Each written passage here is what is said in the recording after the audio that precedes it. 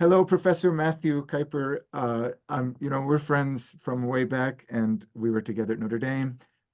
Yeah, it's awesome you're here to speak about Dawa. Thanks for being on Exploring the Quran and the Bible. My pleasure, Gabriel. Thanks a lot. Yeah, so our task is Dawa. It's going to be a Dawa episode. For those of you who are not familiar with this term, although it's kind of entered into English, hasn't it, Matt? Like people speak in English about Dawa, right? Although Oh, it's an I would say English so. word. Yeah, for sure. It's a very recognizable term right across the Muslim world for sure. Yeah. Yeah, so those of you who don't know the word dawa yet, we'll let Professor Kuiper explain it. But I mean, something like inviting to Islam, the call to Islam.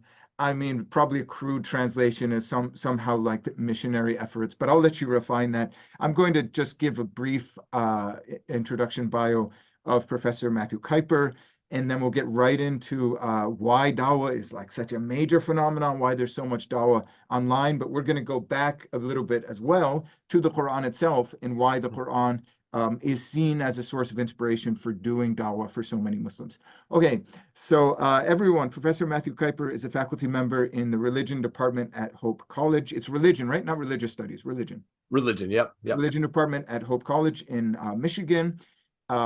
He did his Ph.D. here at the University of Notre Dame. He is the author of a really incredible book that we'll be speaking about a lot today, Dawa, A Global History of Islamic Missionary Thought and Practice. That's published by Edinburgh University Press in 2021. It is like the book on Dawa, the standard reference now that everyone turns to understand both the historical and the global dimensions of Dawa. And then before that, he published a book also on Dawa, but sort of navigating especially the place of India, and we might get into that too, in the history of Dawa. So Dawa and Other Religions, Indian Muslims in the Modern Resurgence of Global Islamic Activism. That was published with Routledge in 2017. So that's okay as a bio? That's great. Awesome. Thank you. I mean, there's a lot more to say. I published a lot of works, been very active in the academy. But let's get right into Dawa. So, if you don't mind, is it okay if I just refer to you as Matt for this interview? Oh yeah, please. That's awesome. Okay. So, yeah. So, Matt, how did you become interested in Dawa? I was wondering in particular if there was a moment where you sort of encountered someone doing Dawa. What inspired you to pursue this topic?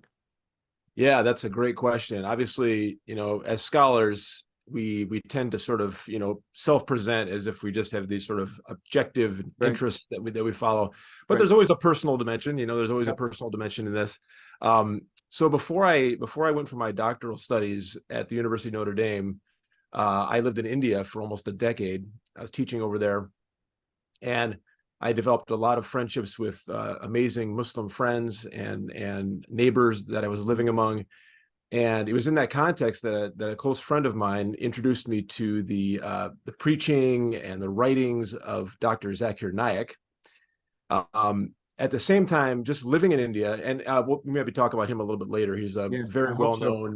very well known Yes. Indian Muslim televangelist, currently living in exile from his home country, Yes. India, in Malaysia.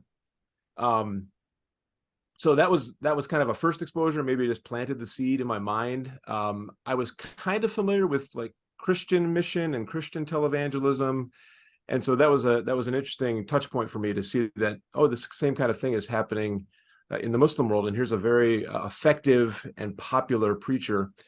At the same time, I was getting sort of interested academically in just Islam in India in general, and I was Right. buying lots of books and reading lots of books on the history of Islam in the South Asian context. Authors like Francis Robinson, Barbara Metcalf. I was getting exposed to like Muhammad Khalid Massoud and his work on the Tablighi Jamaat. I began to study about Deoband and some of the main groups of activists and Yeah, major traditionalists. movements, right? I mean, sorry to jump in, Yeah, but I mean, we're not yeah, for talking sure. about like marginal movements, but Tablighi Jamaat, for example, may not be known to some maybe Western viewers of this podcast, but I mean, it's a huge movement, right? Yeah. And so like major, yeah, Yeah, I mean, where you elements of have Islam. someone like Zakir Naik, who has kind of a large public profile, Mhm. and there's others like him in the Arab world and other places. The Tablighi Jamaat sort of flies under the radar, but many scholars consider it to be actually the world's largest Islamic Dawa movement. Wow. They sort of prefer the word tabligh, which is often used in South Asia as a synonym for Dawa. Tabligh Right. means communicating the message of Islam, Yes. where Dawa means inviting to Islam. They're kind of two sides of the same coin. But yeah, Tablighi Jamaat, huge movement. So I started to kind of get exposed to them as well.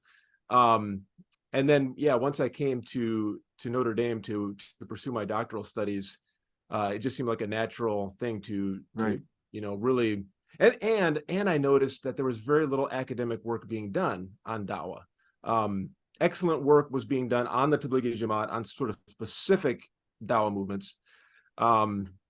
But there was a very limited amount of attention being Yeah. paid to this. The And I Dawa thought, itself. That makes sense to me because I could see people, I really, you know the scholarship, I don't, but I could see people addressing a movement like Tablighi Jamaat, maybe Zakir Naik, I don't know about that one, but sort of from like an anthropological, like what are the historical origins? What are their like practices? What does this say about, I don't know, methods of organization that are distinctive to Islam? But like the actual Dawa itself, you don't see a lot of academic work on that, right? That's right. Yeah. That's right. Exactly. And I think a lot of it was the case, at least, 10 years ago, when I sort of really launched on the serious study of Dawa. The point's often been made that especially in the Western world, whether we look at sort of the media space or the academic space, a lot of attention was being paid to political or Islamist groups.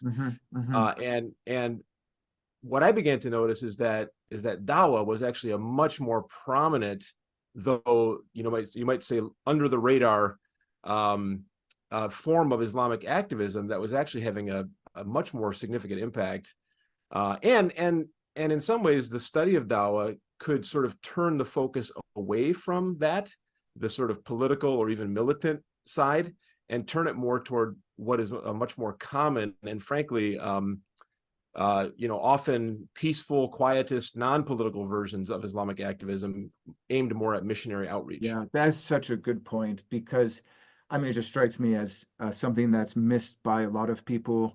I've probably missed it myself, namely that, the more sort of militant or just political movements. I mean, whether it's a militant movement like ISIS or a political movement that, like, say, the Muslim Brotherhood or something, they get tons of attention by Exactly. Westerners. There's just like this obsessive interest in those kind of movements.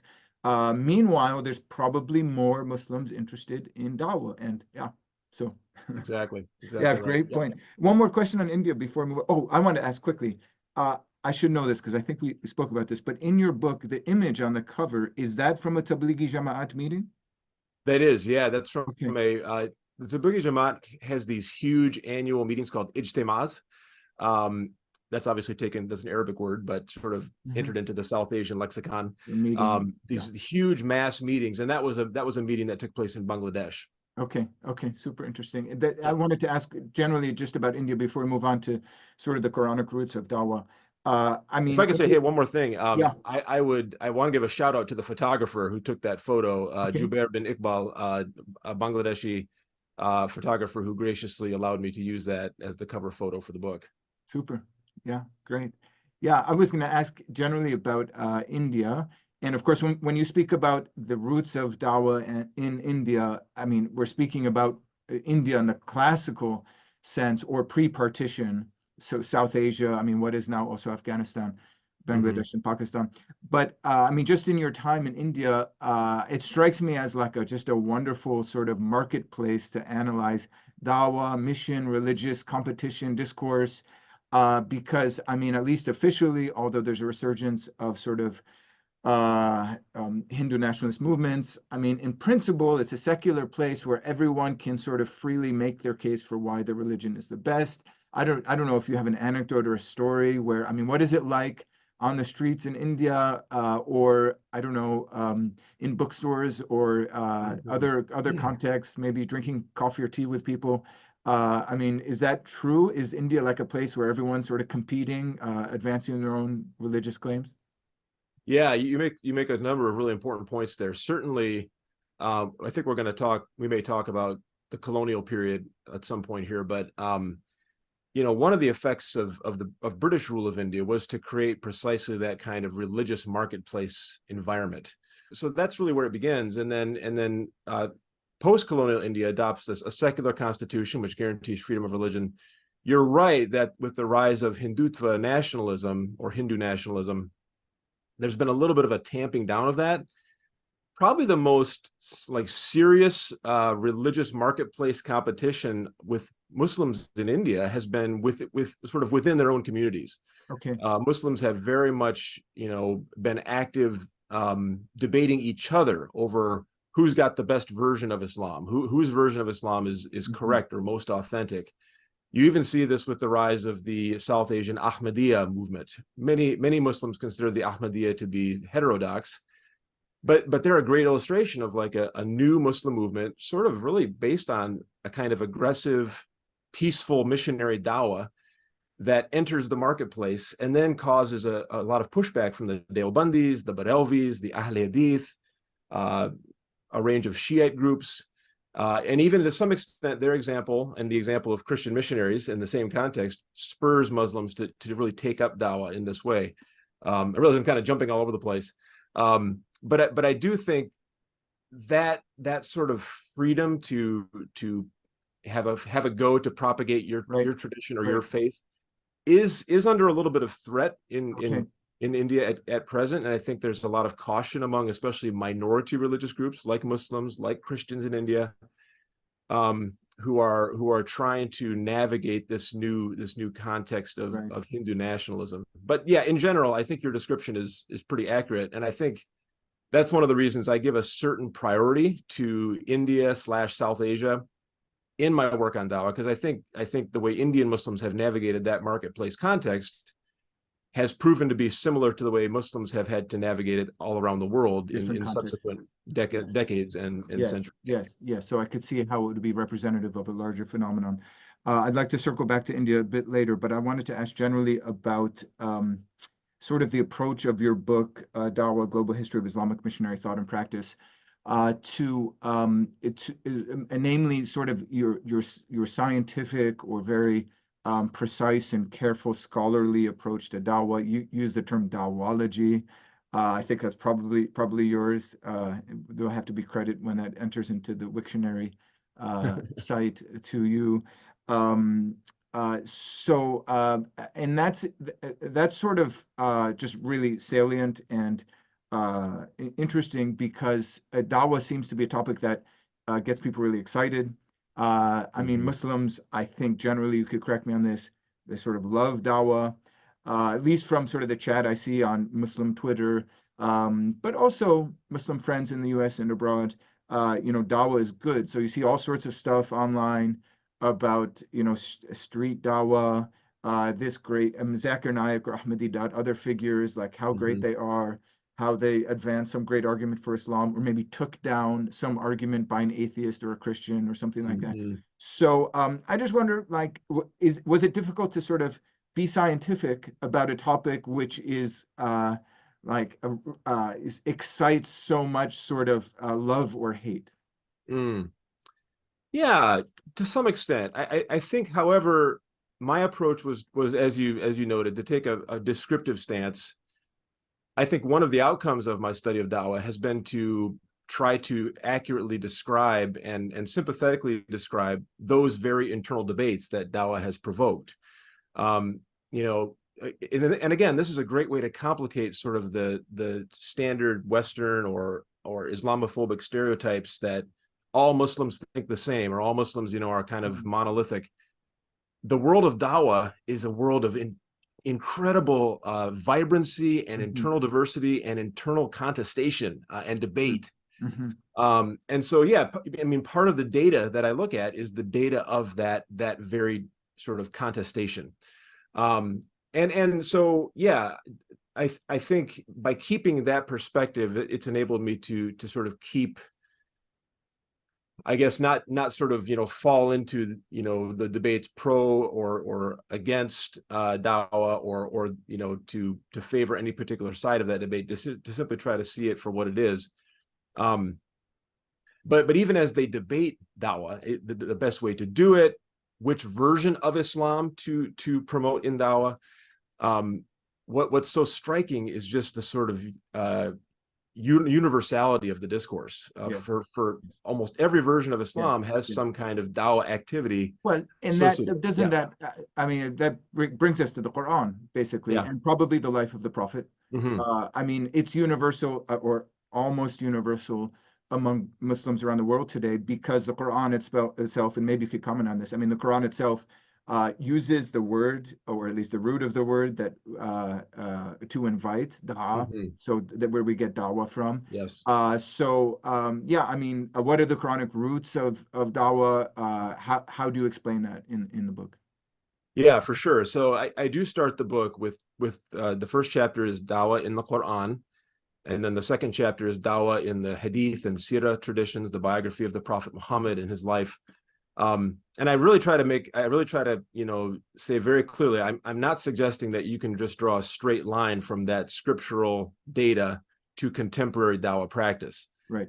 However, since for most Muslims, the Quran and Hadith and Sirah are the undisputed foundations of belief and practice, it's really important to begin by looking at what those foundational sources say, or might be interpreted as saying, at least, or what sort of the raw materials are within those sources regarding Dawah.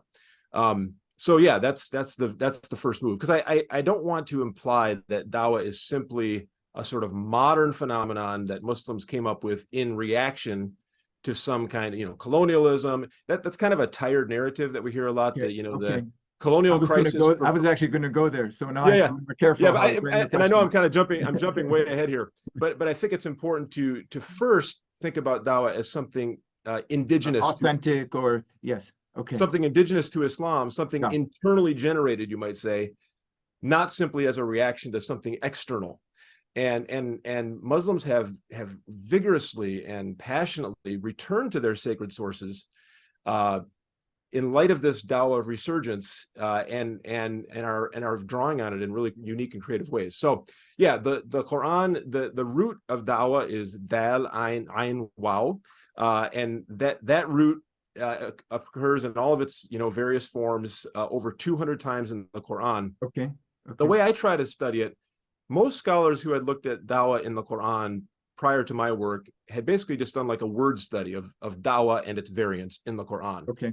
Okay. I try to argue that it's important to look at occurrences of the word Dawah and its variants, but it's also really important to kind of look at the Quran's wider discourses about, divine preaching, outreach to the nature of prophetic ministry, because I think all of that sort of feeds into it. So I kind of take a both-and approach, both looking at the word Dawah and its variants, and also looking at the sort of wider discourse of the Quran. And one of the outcomes I come to is that you really can sort of see the Quran itself as the first Dawah of Islam. The Quran itself is, as you've pointed out in a lot of your work, Gabriel, in the Quran, you hear the voice of a preacher almost more than anything else. The preacher is sometimes God himself. The preacher is sometimes a prophet speaking for God.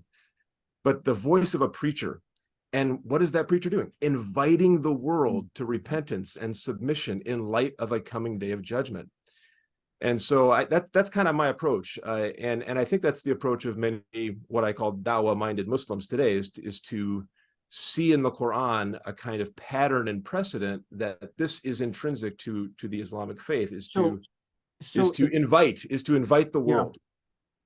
Yeah, I want to sort of complicate that a little bit and ask whether this means that, I mean, Islam is necessarily a movement in competition with other forms of thought, or in particular other religions. Because, I mean, the case you make is really compelling, that God himself in the Quran is calling, sometimes it's all people, Arabic phrase like Ya ayyuhal nas. Sometimes it's an appeal specifically to the believers or to the hypocrites or to the unbelievers, but God is making these appeals.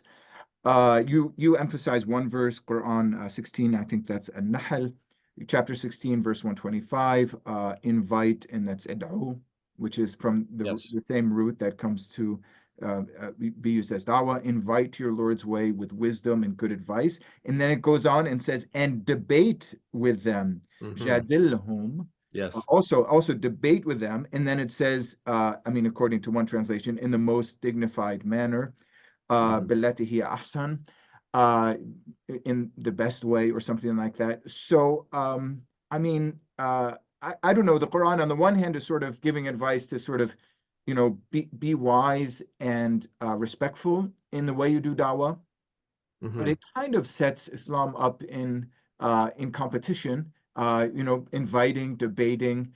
I mean, Yeah. is that how you would see it? Does Darwin necessarily involve sort of competition between Islam and other streams of thought? Yeah, I do think that's accurate. Maybe with a little bit of nuance. One of the lenses I use throughout my book is the lens of interreligious, sort of the interreligious relations angle, because I do think that's really true. If you look at the context of the Quran, uh, both from an academic sort of historical scholarly perspective, but just simply taking the internal data of the Quran itself, it's very clear that the Quranic preaching or the Quranic dawah is being delivered in a context of interreligious competition, and you might even say of competing dawahs. The verse you Okay. cite, An-Nahl 125, is such a central verse, originally spoken to the Quranic prophet, the Prophet Muhammad. Um, many Muslims today will say that that verse also extends to them, that they're Yeah. being Yeah. summoned So it's by second God. person singular. I didn't clarify that, but it's Yeah. Mhm. Arabic is second person singular, so it's God speaking to Muhammad. But as you Yes. say, it could be taken that, well, we should imitate the Prophet, so it's also applicable to us and to all Muslims. And Exactly. And this verse is ubiquitous in Dawa training manuals, Dawa training workshops, as a kind of, summons to Muslims to also personally engage with Dawa. And that's another topic we could talk about, like kind of the democratization that's taken place with the idea that every Muslim should now think of themselves as a da'i or a doer of Dawa. do you think, sorry to jump in, I'm No, being a you're bad good. host and speaking too much, but nevertheless, I mean, do you think when someone reads this verse and is sort of motivated to do dawah, is it just like, well, I mean, God wants me to do it, and therefore I'll do it without asking that many questions? Is it like this is for the glory of Islam, and it's almost like our team is gonna like, sometimes people use this Arabic word nasr, like we're going to have Mhm. this triumph or victory or something. So it's Yeah. kind of our team versus the other team.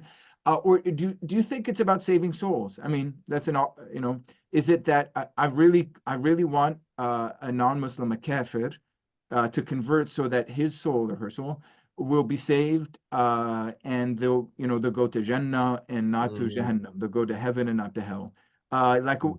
I don't know, when you read these Dawa manuals or when you study the Yeah. literature, like what is the response to this Quranic appeal to Dawa? It probably depends on, well, I shouldn't say probably, it depends on the theological disposition of who you're talking about. Um, Certainly for many Muslims, yeah, the desire to sort of, make Islam known as a great and powerful religious tradition which offers salvation to humankind. I think that's there, the kind of glory of Islam, like you said. I think, yeah, I mean, the language of saving souls maybe is a little too Christian or Protestant, but I think I know what you mean, and I think our viewers will know what you mean. Yeah, I think that's also there for many that we might sort of classify as the sort of Salafi or more conservative branch. That's a very, like, certainly with people like Zakir Naik, the saving of souls, leading someone to say the Shahada, right there on the spot, and Mhm. celebrating when someone is like coming to Islam. So there's a whole range of motives. If you're looking at more like progressive Muslims, maybe they're less interested in that issue of saving souls, heaven and hell. Maybe just more in complicating sort of the stereotypes about Islam, or just wanting to complicate misinformation about Islam. That's a kind of dawah even itself. But yeah, I So would say Dawa is not necessarily linked to conversion. Like Dawa is not just about making appeal to someone so that he will become a Muslim or she will become not. Yeah, yeah.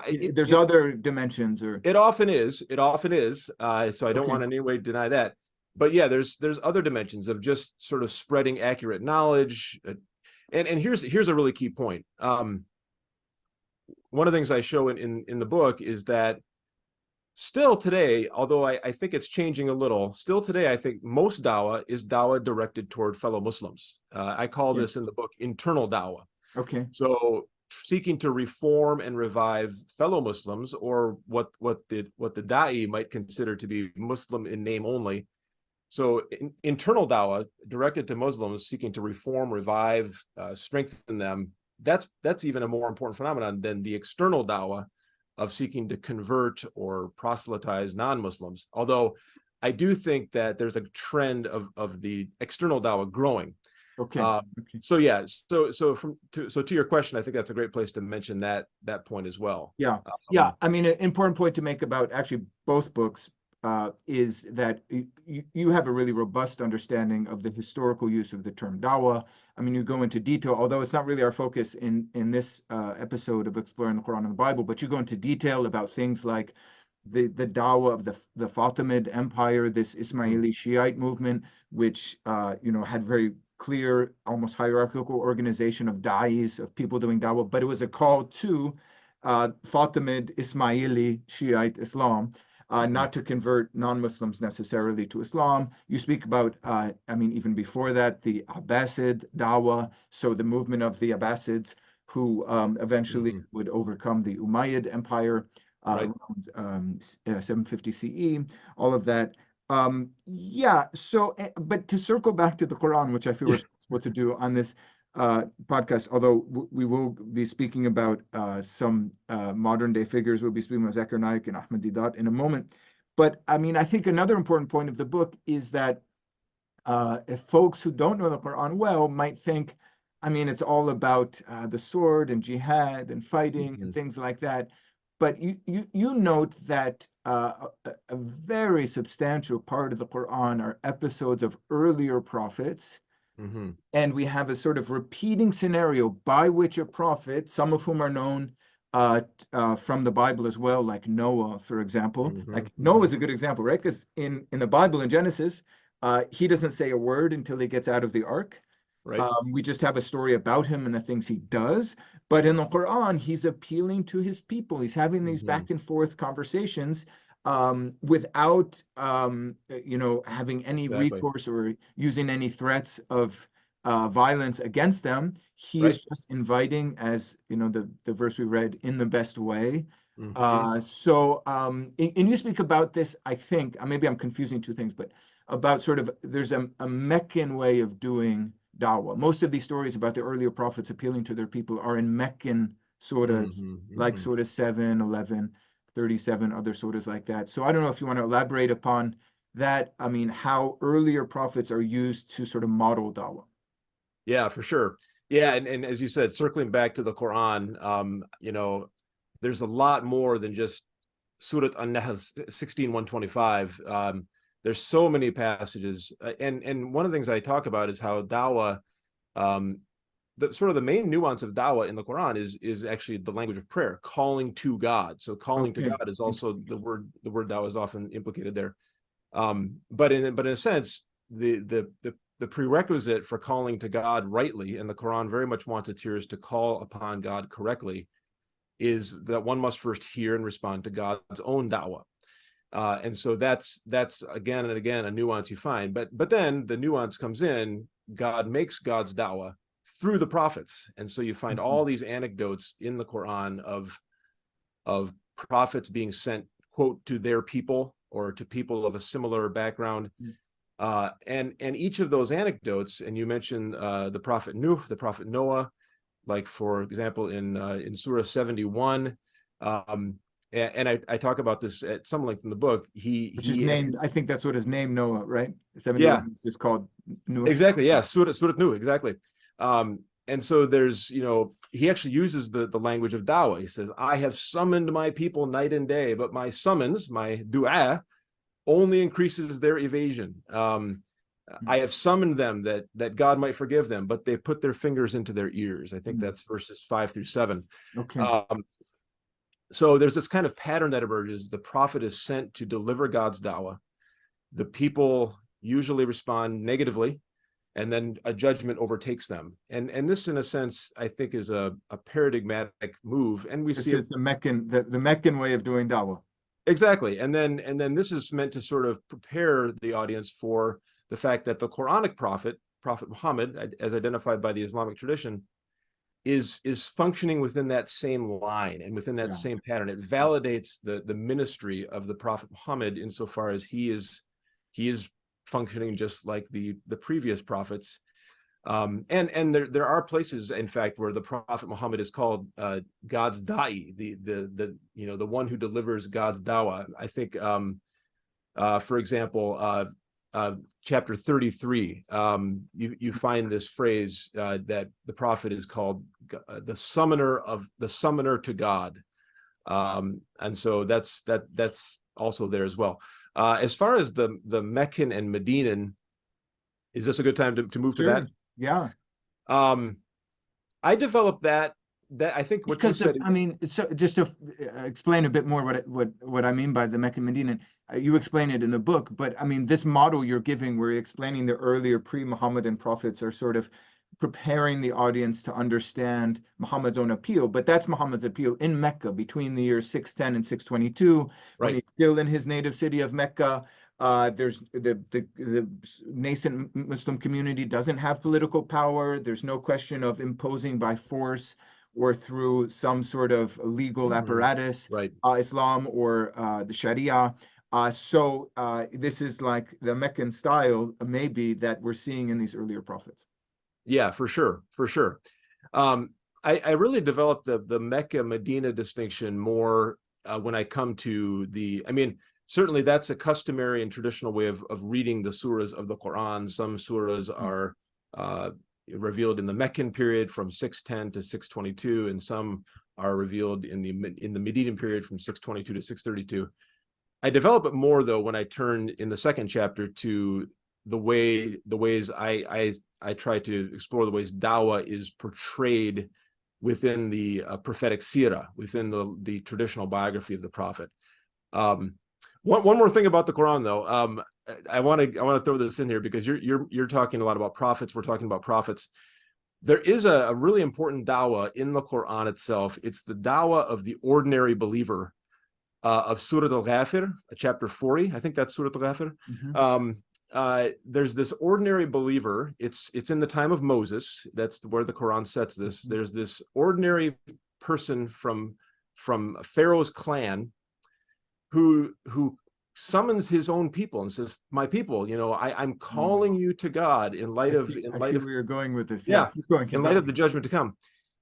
This is a really significant thing in the Quran because, as I was talking earlier about the democratization of the notion that every Muslim should think of themselves as a caller, as one who is a missionary for Islam.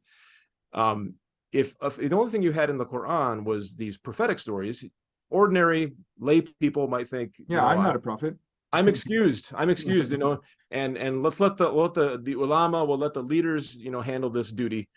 But this story of the ordinary believer also doing dawah in the Quran is a really significant one for modern thinkers of dawah to encourage ordinary Muslims to also engage. So your point is that that example, maybe others like them in the Quran or like it in the Quran, can be leveraged by someone who wants to make the case that every single Muslim should be doing dawah, right? This shouldn't only be the professional class of dawah folks, dawah bros, as you sometimes see them called. Yeah. But in your workplace, with your friends, with women among women, everyone should be sort of part of the enterprise of dawah.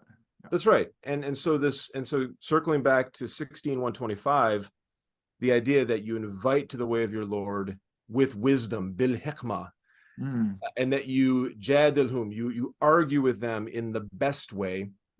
This leads to all kinds of efforts to equip Muslims, equip ordinary folks, to be able to do it in the best way, which usually means knowing something about your audience, learning how to tap into human psychology, perhaps, maybe knowing something about other religions so that you can answer the common objections made to Islam by people of other faiths.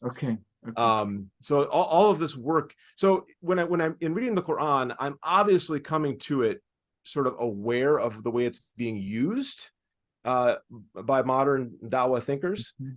I'm trying to be faithful to what's simply there, what the Quran itself is just Right, saying right. without that. But I can't help but to sort of occasionally jump forward and because how it's being used in modern Dawa is sort of the reason I went back to it in the first place to explore the theme in the Quran in the first So, place. yeah, I mean, you mentioned equipping. I thought that was an interesting word, equipping folks to be ready for Dawa. Mm-hmm. And you raised different dimensions, including maybe, attentiveness to your audience, maybe understanding sort of what's effective sort of rhetoric. But could you speak a little bit more about how that actually plays out practically? So earlier in our chat, you mentioned Dawa manuals. Mm-hmm. Maybe you could explain a little bit that what is that? What is a Dawa manual? I mean, maybe today this happens on social media where people are chatting with other Muslims or Yeah. producing content for other Muslims, like, hey, here's how you can do street Dawa yourself. Like, it's not that hard. Like, have some confidence. Here's how you do it. But presumably in a pre-internet world, this played out in different ways. Yeah. So what is a Dawa manual and what would be in it? Yeah, that's a great question. There's lots of different kinds, and as you said, there's kind of the pre-internet, pamphlets, cassette tapes. Cassette tapes. Yeah, Yeah, remember those? such a quaint technology, but you and I are old enough to know that Yes. those were what's cutting edge tech, the cassette tape. um, so yeah, boy, where to begin? Usually Dawa manuals will begin with some sort of some passages from the Quran meant to sort of convince the reader that this is something you're supposed to do. Okay. And you would very much see verses like 16:125. You'd often see one of verse we haven't talked about yet is Ali Imran 3:104. Okay. You are the best community brought forth for Cool. Yeah. humankind. You invite to the good. Okay. Um, you Invite, that's command the word you Dawa again. command the right, you forbid the wrong. So this idea that the Muslim Ummah is to invite to the good, ila al khair, and to this we could open this can of worms too. The whole idea of commanding the right and forbidding the Yeah. wrong, very closely related. That is a can of worms. So those verses are cited, often precedents from the prophet's seerah, and again that's why I look at that closely in the second chapter of my book. Biography. Yep. So where he's doing that, where he's setting an example of reaching out to non-Muslims, calling the world to embrace this faith of Islam. But then, yeah, then you might move into chapters on, how to begin a conversation about Islam. How the prophets were able to they'll go straight to the Quran. One thinker I've done a lot of work on is an Indian Muslim scholar, maybe one of the most famous of the 20th century, Syed Abul Hasan Ali Nadwi. He's got a lot of work that you could classify as like Dawa manual or Dawa instruction. And he'll study specific prophetic stories in the Quran or in the Sirah, where he'll say, look at how this prophet knew just the moment to turn the conversation to Tawheed, to the oneness of God.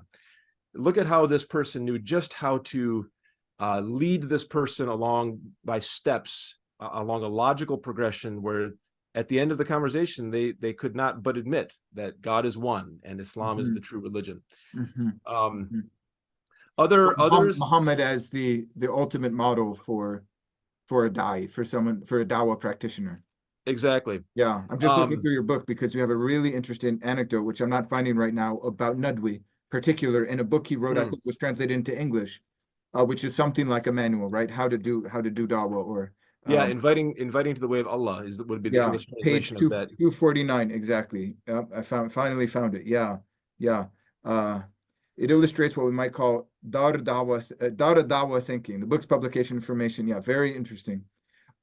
So I mean, sorry if I'm cutting you off again. No, there's so much more to say about all these questions. It's like, Yeah, but getting into the strategy of Dawa, the strategy of Dawa. I mean, because you're mentioning that there's real thoughtfulness to yes, um preparing people to do Dawa, and we're speaking mostly about the modern, 20th, 21st century context now.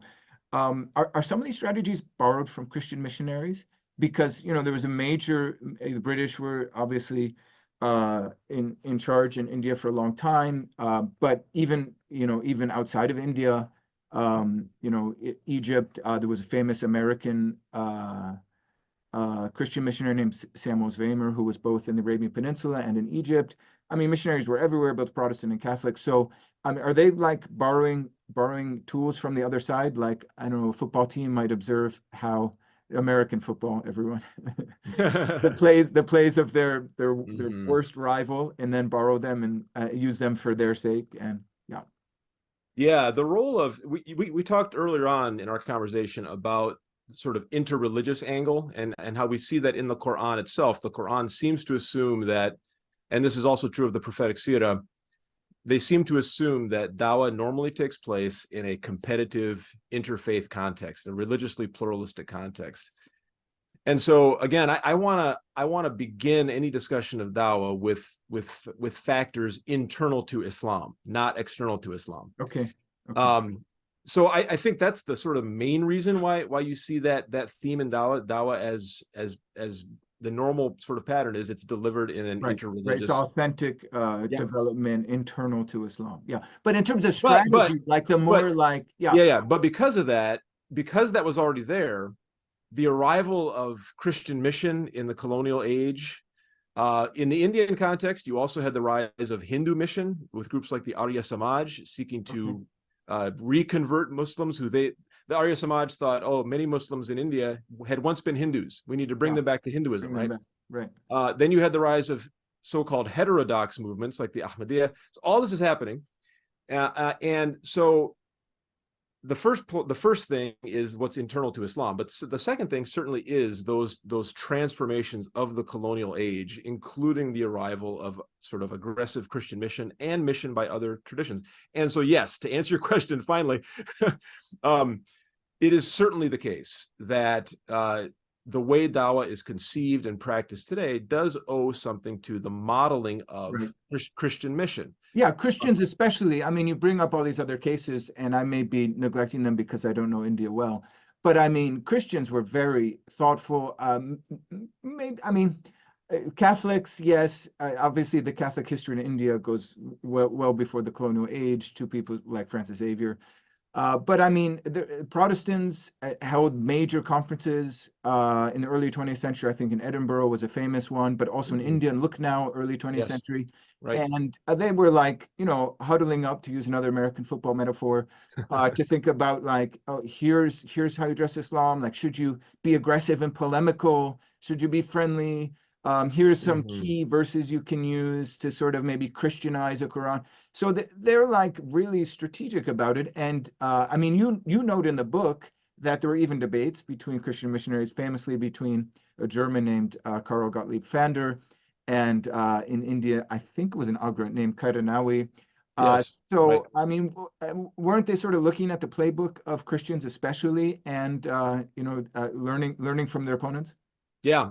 I speak in the book about the sort of paradox of the role of Christian mission. Okay. Christian missionaries obviously wanted to convert Muslims and bring them to Christianity. But one of the more dramatic long-term effects of Christian mission in the colonial period was to sort of stir up this vigorous Dawa response, which borrowed many of the same tools and strategies of the Christian missionaries. Christian missionaries were big into Bible translation distribution. Now, it's not the case to say that Quran translation only began in the colonial age or began in the late modern. Right. I point everyone to the episode of Exploring the Quran and the Bible with Travis Zadeh. Yes, which I watched, by the way. So that's why I wanted to make that point very clear. Okay. But it is the case nonetheless that the sort of interest in the widespread translation and widespread distribution of the Quran, I think, is very much a kind of response. Like the massive enterprise, I think it's in Medina, of the Saudis to produce Quran translations, and give them out often for free, in German to Germany and Austria, whatever, in French to, and And then you have like you mentioned Rahmatullah Kairanawi, this famous Indian Muslim who took it upon himself to really respond to the missionary threat, especially by the German Karl Fander. He debated him in Agra in 1854, but he also wrote a response. Fander had written a book called Mizan al-Haq, Right. which was a defense of Christianity. Balance of the truth. Balance of truth. And in direct response, Kairanawi writes Izhar al-Haq, which is the revelation of truth, which is sort of a full-throated defense of the Qur'an and Hadith and rejection of Christian scripture and the Bible. So you see right there, Kairanawi is responding and using the sort of tool of the missionary against him. Yeah. I think one of the key ways that the playbook of the missionaries informed Islamic Dawa is the whole notion of the voluntary society. The 19th century has been called the great century of Protestant mission, and Catholics were also involved, but Protestants especially, known for forming these non-governmental private missionary societies, like the London Bible Society, maybe London Missionary Society. I mean, you can go down the list and name dozens and dozens of these voluntary societies who were formed by passionate volunteers. They were not sponsored by governments, and they sent missionaries out to win the world to Christ. In Islam, you start to have the emergence of similar Dawa voluntary societies, and I think that's another key area where, again, I want to always focus on the ways Muslims are drawing on resources internal to their own tradition in developing Dawa. But I think the example and model in this case was another key area where Christian mission had an impact on what Dawa became. So today you have dozens, hundreds of sort of Muslim voluntary societies on the Christian Missionary Society model, which exists to do Dawa. They're not sponsored by governments. They're non-governmental. They're non-political generally. And that's a very interesting phenomenon. Yeah, and we'll speak about some of the stars of that just a moment. But one example from the early 20th century, moving from India to Egypt, which you mention in the book, is the role of Rashid Ridda in translating a text known as the Gospel of Barnabas. I want to bring out this example because I mean, just in my experience, Muslims around the world are interested in the Gospel of Barnabas. Most people in the West don't even know what the Gospel of Barnabas is. Right. But in the Muslim world, I mean, just to give one anecdote, I was the only time I went to Iran, but I don't know, 15 years ago, I was riding with two Iranian friends in the car, and one of them turned to me, we were in the back seat, and he was like, listen, other than the Gospel of Barnabas, do you have any Gospels in the Bible?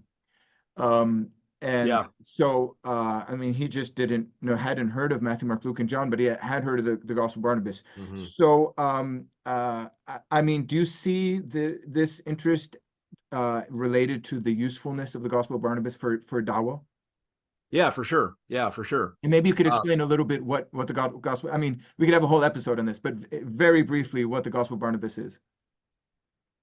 The Gospel of Barnabas is I mean, from a strictly academic perspective, I do want to respect, the Muslim perspective and the Muslim use of the text, but generally scholars would agree it's a fairly late text. I think you probably know better sort of the history of how it came to us. I think there was an Italian translation that sort of was I think the original or the oldest manuscript is in Italian, and then there's a slightly more recent manuscript in Spanish, but yeah, so it follows the sort of the synoptic gospels in the Bible as far as the order of events, but you can say that it sort of Islamizes the key details of Jesus, of the life of Jesus.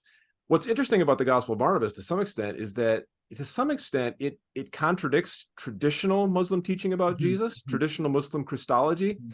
But nevertheless, because it presents a very sort of Muslim Jesus, a Jesus who is denying some of the key Christian claims about Christ, I think that's Son of God, for example. Exactly. That has made it quite popular as a sort of Dawa tool. And Rashid Ridda, who I think was a translator, Rashid Ridda, the famous Syrian Lebanese who lived in Egypt. He certainly promoted it, that's for sure. Yeah, I mean, he also wrote a book called something about Shubuhat and Nasara, the specious arguments of the Christians. So he was interested in debating. I think he debated a Egyptian Christian, but he was also aware of Western Christians who were in Egypt making their case. One more thing Yeah. about Rashid Rida. One of the things I note in the book in one of the side boxes is that I'm trying to think that was his publication Al-Manar? Yes. Yeah. So in Al-Manar, there's one issue that I cite where he is actually addressing Muslims, saying he's concerned that the Muslims are being too open to the Christian missionary discourse. And he actually vigorously recommends that these Muslims who are tempted to listen to the Christian missionaries' claims should read none other than Rahmatullah Qadrinawi. So it's fascinating. This revelation of the truth. Exactly. He's like, if you want to sort of buttress yourself and be ready for the religious marketplace, and this is interesting because one of the claims I make is, it's not just India where Muslims are a minority population where you find this new religious marketplace thinking. It's even in a place like Egypt where you have a Muslim majority population. Yes. Even there, these religious marketplace mentalities are spreading, and you also see the globalization, even in a pre-internet age, the globalization of a kind of common Dawa discourse where you have Rashid Rida recommending this South Asian Muslim Qadrinawi's work to help Muslims navigate the religious marketplace of colonial modernity. So we have figures like Qadrinawi in the 19th century, Rashid Rida in the early 20th century, and then we have a figure like Ahmed Deedat, South African, I think of South Asian origin or ancestry, but South African, who in the late 20th century becomes just a global phenom of Dawa. Now, through the audio cassette. Okay, yeah, back to the cassette. I mean, Ahmed Deedat, as far as I know, and folks might want to comment, on the page here of Exploring the Quran and the Bible, but I think he's extremely well known, even in non-English languages. A lot of his material was translated. I mean, I remember lots of people in the Middle East speaking to me about Ahmed Deedat because they had seen his stuff translated into Arabic. I think most of what he did was in English. But I mean, he's just a huge star. Even today on YouTube, everyone posts his videos, his debates, things like that. So what's the magic behind Ahmed Deedat's style? Deedat is interesting because he's also emerging from the experience of being a Muslim minority.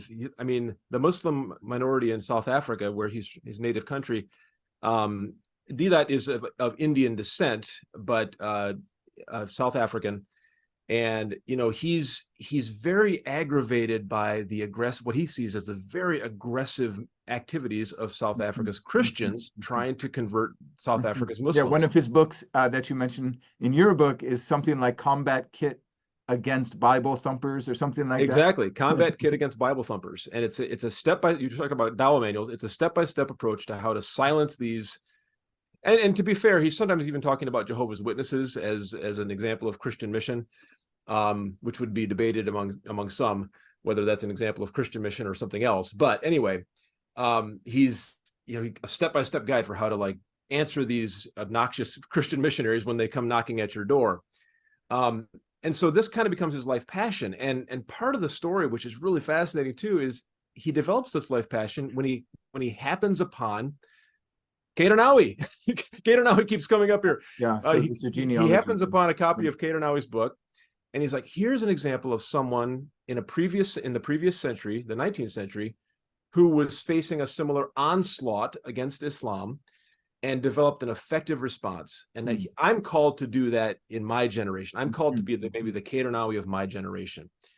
And so, but Qadrinawi didn't have available to him was audio cassettes or television or video cassettes, or the jet airplane. And Deedat makes use of all these modalities to fly around the world debating prominent Christians. He famously debated the Pentecostal evangelist Jimmy Swaggart in Louisiana in the 1980s. Yes, I've seen some of that. Yeah. Yep. He develops a whole range of books. His audio cassettes kind of go viral as audio. There's no going viral in that time, but as well as as much as it could. Yeah. Right.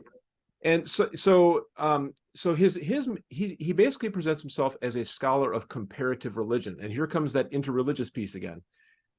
He says, I'm not an ulama. And this is another thing we could talk about, like the whole, like how democratization, how someone like Deedat, who's not an ulama, didn't go to Not madrasa, traditionally trained, yeah, as a Muslim, becomes a global spokesperson for Islam, very popular. He says, my job is simply to defend Islam in this religious marketplace of the global religious marketplace. His tapes become popular right across the Muslim world. Yeah. Yeah. One person who was exposed to his tapes in Mumbai is none other than Zakir Naik. Zakir Naik, yes. So Zakir Naik hears these tapes. A flame is lit in his heart. He's training to be a medical doctor. Again, not an alim, doesn't go to madrasa, doesn't have traditional training in Qur'an, fiqh, hadith, all that. He kind of becomes the heir apparent to Deedat. In Islamic history, people talk about a silsila, or a chain of authorization to speak for Islam, Right, whether it's the right. Sufi tradition or among the ulama. It's a kind of extremely modern Dawa silsila. Yeah. Kairanawi, then Deedat, then Naik. Yeah. As a really interesting example, and each of them using the new technologies available to them. Kairanawi used the printing press and the steamship. Deedat uses cassette tapes and the jet airplane and the microphone. Now, starts his own TV channel, right? Naik has been able to found a satellite TV channel, Peace TV. He's also using the airplane, of course, but he's using the internet, social media. So you see the technological progression through this silsila. And this is one I focus on, but the book also talks about, the rise of Egyptian televangelist Amr Khalid. There's all kinds of Turkish examples. Which mostly he does his stuff in Arabic, right? Right. Now, but just a second on, spend one more second on Ahmed Deedat and Zakir Naik. I mean, you show, I think, convincingly that they're connected, that Zakir Naik saw Ahmed Deedat as sort of a mentor and inspiration. But I mean, their styles are very different, and anyone can take a look and get to know their styles. But Ahmed Deedat, I mean, is just sort of a magical orator, very, I mean, sometimes he's not always friendly, even though we read the Quranic verse about debating billati hiya ahsan, in the kindest or gentlest way. He's not always kind or gentle. He can be very aggressive, both just in his talks or in his debates. But I mean, his mastery of oratory is undeniable, I think. Doesn't Zakir Naik, so maybe you want to contest that or nuance that, but doesn't Zakir Naik just have a fundamentally different vibe? I mean, like the vibe he gives off, whether or not you find it convincing, is like, I'm a master of information. I am a walking computer, and I'm going to give you a verse. I'm going to memorize the verses from both Quran or hadith, or verses from the Bible.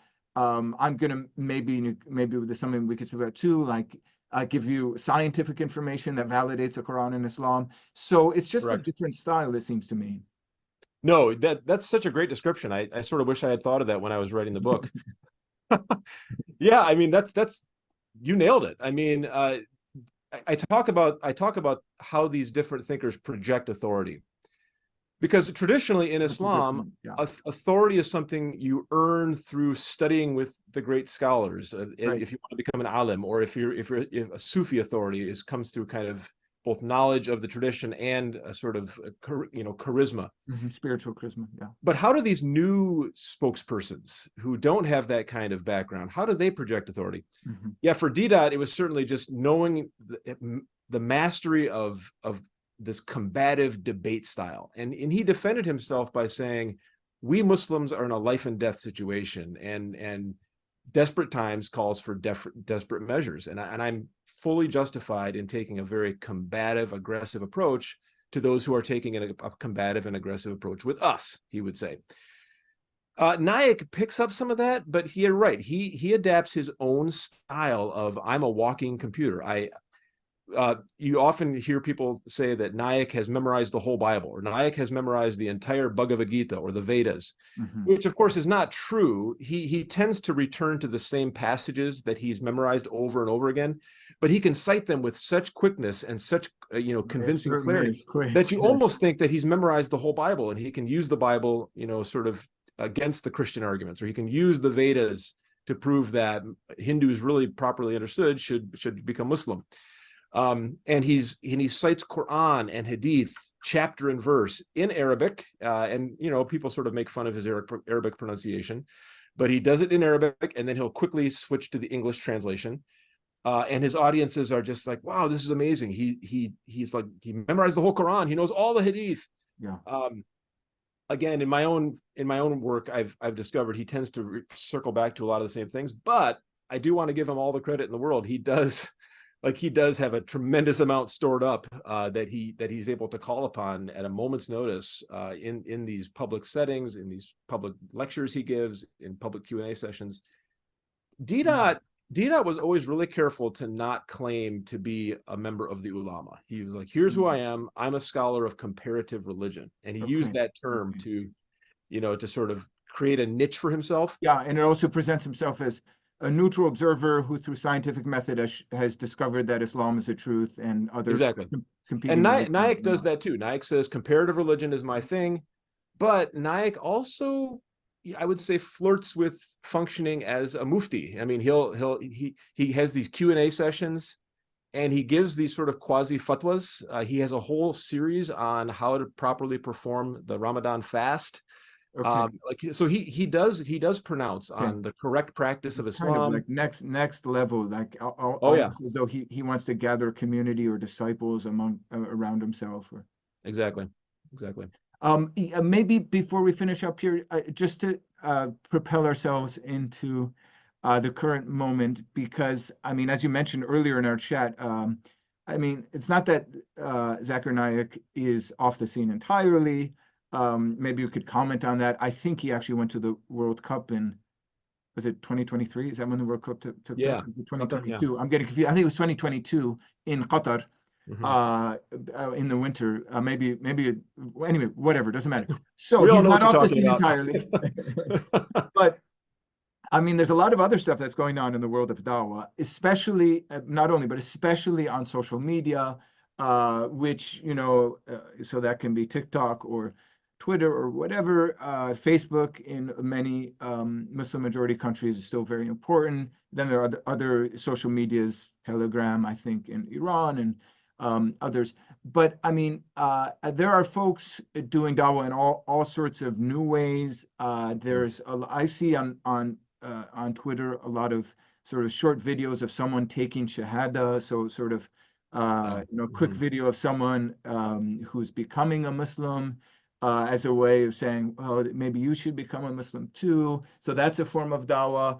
And then you have, in the Western context, different figures, some who have converted to Islam, like Andrew Tate, who then integrate, religion, sort of different sorts of Dawa into their messaging. But it's still, I mean, Andrew Tate's case, there's still sort of his like psychological, how to be a successful and powerful person kind of messaging still going on. Right. Yeah. So anyway, anything about like the most recent Dawa marketplace? How have things changed recently? Yeah, I think you're pointing to some of the key dynamics, which is really, I would just say, an intensification of trends that began back in the 19th century, the colonial period. With new technologies being available, with this sort of I keep using the word democratization of the empowering of ordinary Muslims, non-madrasa trained, non-ulama Muslims to enter the field. That has only been intensified now with social media. And I should mention here that someone like Zakir Naik is not universally loved by Muslims. The ulama in particular have a very sort of you might say ambiguous sense. Like many ulama are like, go Ahmed Deedat, go Zakir Naik, you're doing a great job defending Islam. But there's also this sense of, yeah, but you're not properly trained. You didn't go to the proper schools. You don't really know the Qur'an and the tradition that well. So much so that a school like Deoband in India has actually issued fatwas telling their followers, don't listen to Zakir Naik. So I just want to make it clear, like, we're not talking universal popularity. Yeah, that's an important point. This illustrates again, like, how internally competitive the field of Dawa is, and how there's often a double-edged sword to it in the sort of allowing the ordinary Muslim to sort of enter the field through TikTok, through social media, to allow an Andrew Tate to become a spokesperson for Islam. Really? Many Muslims are profoundly uncomfortable with that. You know, and many But Muslims, I've seen lots of Muslims on my Twitter who just love this guy. sure, They're just like, they sort of push back and they're like, he's a Muslim now, like, yeah. There's that ambiguity of, on the one hand, you want to see your religion championed. You want to see your religion made looking good, so to speak. yeah. But on the other hand, there's this kind of sense of, yeah, but is that person really the best kind of spokesperson? Right. So right. it's just such a mixed bag right now. Yeah. And certainly, you know, social media Dawa facilitates all manner of messages for all brands, you might say, to speak in sort of consumeristic terms. Every brand of Islam can make their case. I follow several Ahmadiyya Twitter accounts, and so the Ahmadiyya is still very active, pushing out their versions of Islam. There are lots of Salafi. There's more progressive Muslims. You know, maybe they don't use the discourse of Dawa itself, but I would argue that Dawa broadly understood, they're also doing a kind of Even Dawa. progressive Muslims, yeah. Even as they contest Salafi versions, even as they contest what they consider to be, overly conservative versions. Yes, yeah. And this raises another point. We haven't really gotten a chance to talk much about it, but we're talking about Mecca, Medina, and I use these categories as kind of heuristic tools to describe two types of Dawa that you can trace right through Islamic history. The Meccan being the more traditional missionary approach, just simply using persuasion. The Medinan being an approach with a kind of a religio-political flavor, either from a position of power or aiming at the attainment of power. So the reason I'm saying this is because you still find this sort of tension as well in the contemporary space. There are Muslims that are saying the best way to do dawah is to just do it from the bottom up, from like the grassroots, just to persuade, preach, but respect people's freedom to reject or accept your message. But there are also Islamist groups and jihadi groups who are also doing dawah for their brand of Islam, or dawah aimed at eventually restoring a caliphate, or Daesh or ISIS being the extreme Islamic political supremacy. So the word dawah also does that work as well. So, well, thank you so much, Professor Kuiper. That was incredible. Again, everyone, the book is Dawa. Let me get the title right: A Global History of Islamic Missionary Thought in Practice. There'll be links to this book and Professor Kuiper's first book in the description. Otherwise, if people want to stay up to date on your work, what's a good way to find what you're up to or to contact you? Yeah, you can just search me on Google or DuckDuckGo or whatever your search is. Find my institutional profile at Hope College. I'm on academia.edu, and a lot of my publications are available there for free. I'm on Twitter, Matthew J. Kuiper at Twitter. I'm also on Blue Sky, so lots of ways. Terrific. Yeah. Well, Professor Kuiper, thank you so much for being with me on Exploring the Quran and the Bible. Thanks, Gabriel. This was a lot of fun.